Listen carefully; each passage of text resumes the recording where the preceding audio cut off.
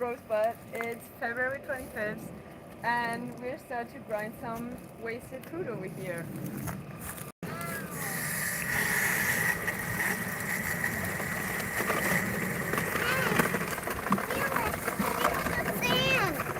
Don't put the sand there. That'll damage it. The sand is not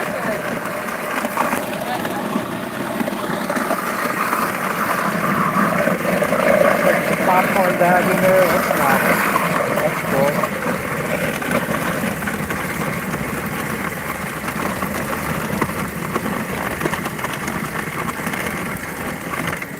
Uh-oh. Quickly, when that happens, hold this for me. Yeah. I don't want to touch it. And that happens is when we have to pull out the key and keep it from jamming. So we have to be very judicious when there's paper bags in there, Yeah. because it will cause a jam, especially because there's pistachio husks as well, and they will get sort of caught in the spin. Oh, what happened?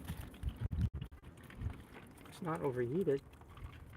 Oh, it tripped the thermal overload. It just doesn't feel hot. All right, we're gonna have to wait on this because it popped the thermal overload. Oh. But what do we got? How much do we have? We have a All right, bucket. let's continue with the idea of what we do with it. Oh yeah, that's a good bucket. That's a Yeah. lot. All right. Okay. Watch out. So we have treatments here. What are these treatments?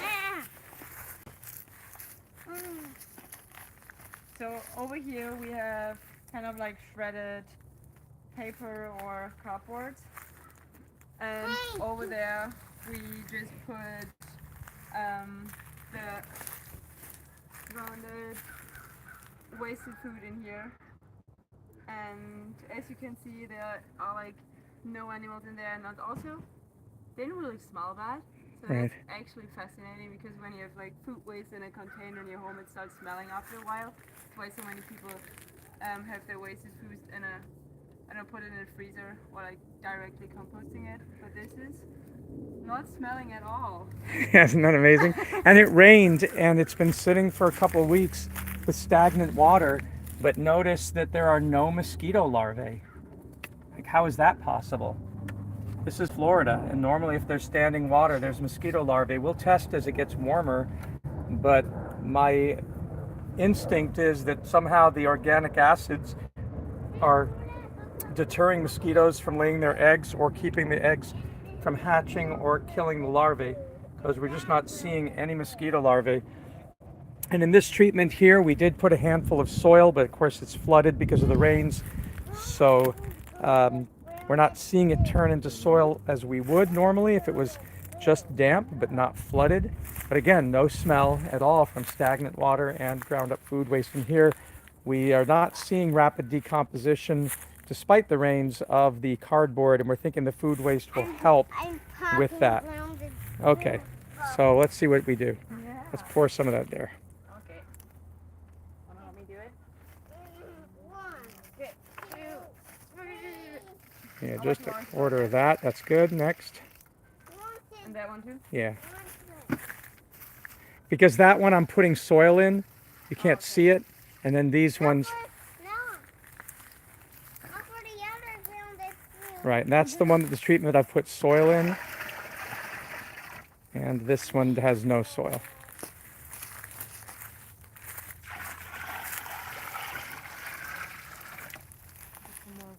Yeah. So it does look like vomit, but it doesn't smell. All right. So we've done that. We will see. If you want to, grab a handful, before you put that bucket down, grab a handful of soil, because this is where it always drips. And there it has turned into soil, and smell the soil. You can wash your hands in the sink after. But that's where food waste has been dumped down constantly. And so if you give it a smell, doesn't it smell like soil? Yeah. Does it smell? Yeah, it has a very good rich humus, humus soil smell. You can smell it too. So this is just raw food waste drips out of the incinerator onto the ground, onto what was sand. It smells like dirt. It does. And you can see where the food waste didn't hit the soil and just caked up, but never attracts any bugs and never smells. It does smell like dirt. Yeah, it's very good. And some critter has made a hole down there, probably a groundhog, probably coming up because it was soft down there. But they don't eat it. There's no critters that ever, we've never seen evidence of paw prints. We don't see flies. We don't see cockroaches. We don't see any evidence of animals having any interest.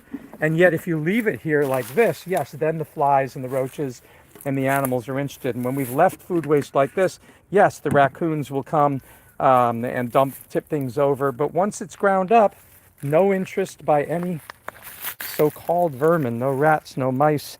We think the bear wouldn't be interested. We would love to work with somebody who could set up a camera trap where there are bear, and then we could grind up food and dump it and see if the bears show any interest. I doubt they would. After our experience in Botswana with baboons not showing interest, and our experiences in Germany and in Portugal and other places where we have done this, including here in Florida, no wildlife seemed to have any interest in ground up food waste. Let's see if you don't mind, hold this for a second. Yeah, of course. Let's see if the thermal overbed, yeah, that button should be working It's getting now. hot out here. Yeah, so let me plug this in again. Come on, Julia. It's getting hot out here. It's getting All hot right, out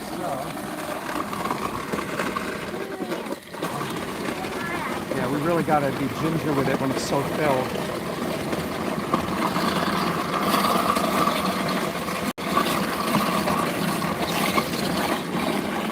We've got popcorn bags to go down there. Okay, it actually went down. Yeah, and I'm using these clips. I'm throwing them there because I think they'll germinate in the moisture. Yeah, we are doing that now. And here's another bag from popcorn. So as long as we do it and wait so it doesn't cloud, we can put, like even this butter thing. Oh, and let me unplug it before it pops. When that happens, then we need the key. You always have to have the key handy.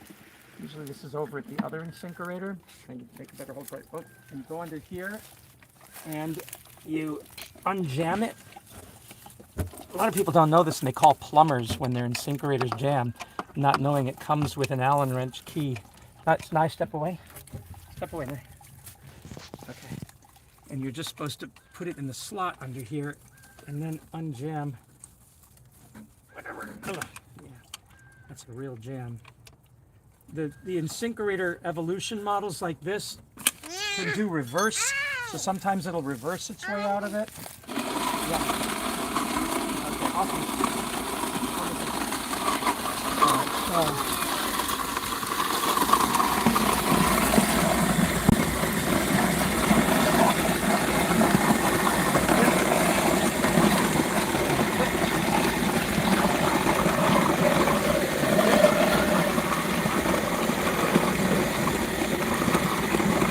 I'm taking my up, where it overheats.